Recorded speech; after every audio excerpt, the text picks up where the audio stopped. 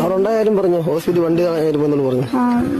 ഞാൻ ഹോസ്പിറ്റലിൽ നിന്ന് ഡിസ്ചാർജായി വന്നപ്പോൾ എൻ്റെ കയ്യിൽ പൈസ ഇല്ലായിരുന്നു. അങ്ങനെ ഇവർ രണ്ടുപേരും എന്നെ അന്ന് ഹോസ്പിറ്റലിൽ കൊണ്ടുപോയത്. ഇപ്പോൾ ഇവരെ അറിയാവുന്നതുകൊണ്ട് ഞാൻ ഇവരെ വിളിച്ചതാണ്.